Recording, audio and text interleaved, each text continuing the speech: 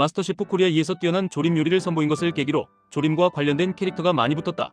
이에 대해 2025년 출간한 자서전 요리를 한다는 것과 흑백 요리사 시즌 2 파이널에서 본인이 밝힌 심정은 마스터셰프 코리아 2까지만 해도 조림을 자주 하지 않았고 할 줄 아는 조림 요리도 다양하지 않았는데 마스터셰프 코리아 2에서 조림으로 유명해졌고 자신은 실력에 비해 그런 별명이 과분하다 생각해 기대에 부응하기 위해 노력한 것이라고 밝혔다. 즉 순서가 거꾸로 된 것. 흑백 요리사 2 파이널에서 같은 맥락으로 조림을 잘하는 사람이 아닌데 조림을 잘하는 척 해왔던 세월이 있었다고 했던 것이 큰 화제가 되었다. 본인이 매긴 자신의 조림 요리의 점수는 100점 만점에 51점. 흑백 요리사 2 종영후 인터뷰에선 1점 올라간 52점이 되었다. 말재주가 좋지 않아 짧은 문장 하나를 말할 때도 버벅이거나 말끝을 흐리는 경우가 많다. 첫 방송 출연인 마시코 2에서도 유독 요리 설명을 하지 못해 심사위원들이 답답해하거나 아예 다른 사람이 설명을 하기도 했고 운영했던 식당을 방문한 사람의 후기에 따르면 메뉴를 설명하면서도 미친듯이 버벅였다고 한다. 다만 마시코 2에서도 심사를 받는 상황이 아닐 때는 막힘없이 대화를 했고 말을 잇고 끊는 템포가 특이해서 그렇지 내용만 보면 달변가에 더 가깝다.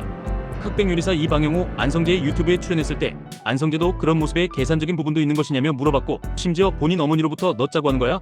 라는 질문을 받았다고 한다. 본인이 해명하길 원래 그런 모습은 아니지만 컨셉도 아니며 요즘 사람들은 말 한마디로 사람을 평가하기에 생각을 많이 해야 하는데 생각의 시간은 기다려주지 않는 시대인 것 같다. 나는 생각하는 시간이 필요한 것이다. 넷플릭스와의 인터뷰에서 밝히길 흑백 요리사 2 1라운드에서 안성재에게 민물장어 조림을 설명하다가 적당히 말끝을 흐려서 심사위원들도 설명이 끝났겠거니 하고 먹으려 했는데 갑자기 로 설명을 이어나가려 하는 바람에 안성재가 흠칫했던 부분은 본인이 봐도 황당했다고 한다. 짠한영에서는 젊은 시절에 말실수를 했던 경험이 쌓여 지금에 이르렀다고 밝히기도 했다. 순하고 어리버리한 이미지와 달리 의외로 해병대를 전역했다. 한 인터뷰에서 밝히기를 병역 문제로 고민하던 중 군대를 빨리 가고 싶어서 모집 중인 곳을 아무데나 지원했는데 하필 그곳이 해병대였다고 한다. 심지어 지원할 때는 해병대가 뭐하는 곳인지도 잘 몰랐기에 교훈단에 입소해서야 뭔가 잘못되었다는 것을 알았지만 물을 수 없어서 그냥 복무하기로 했다고 한다. 마스터셰프 코리아 2에서 군 장병 77명을 위한 요리를 만드는 미션 후 강내호 심사위원이 군가를 불러달라고 요청해서 불렀는데 그게 해병대의 사제군가 싸가였다.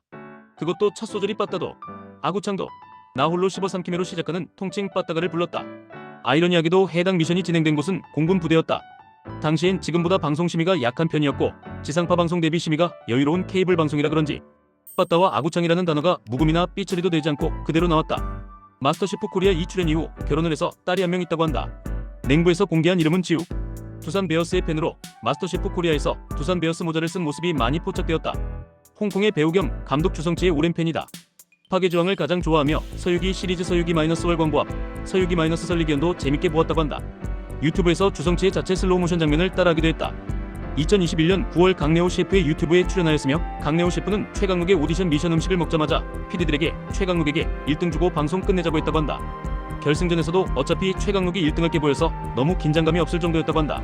당시 강내호는 그의 요리를 먹고 자리로 돌아가면서 비속어를 섞으면서 극찬했는데 방송에서는 심해 때문에 삐처리를 했다.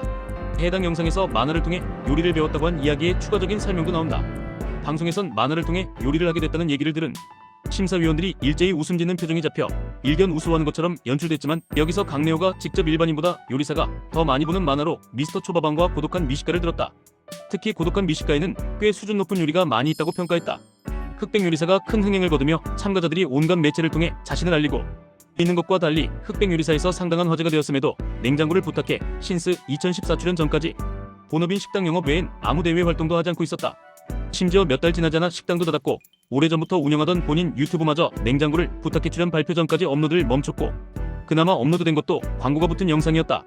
출연 전 출간한 저서도 방영 이후 판매량이 전월 대비 1000% 이상 늘어 출판사인 주출판사클이 사인이라도 하려 했지만 인터넷, 전화 연결이 전혀 되지 않았다고 한다. 흑백 요리사에서 떨어지면 한 1년 인터넷을 안 하면 된다고 했던 게 농담이 아니었냐는 얘기가 돌았는데 이후 냉장고를 부탁해서 언급하길 너무 빨리 떨어져서 그냥 가만히 상황을 보고 있었는데 어느 순간 잠적설이 퍼졌다고 한다. 흑백 요리사 2에서 히든 백수저로 재참가하자 한 참가자가 물 들어올 때 노버리신 분이라며 농담하기도 했다. 흑백 요리사 2에서 우승한 이후로는 각종 인터뷰, 안성재, 남도영의 유튜브 채널 출연 등 가끔 모습을 보이고는 있으나 여전히 본인 유튜브는 정전 상태라 오히려 몇 년 전에 업로드한 깨두부 영상의 조회수만 올라가고 있다.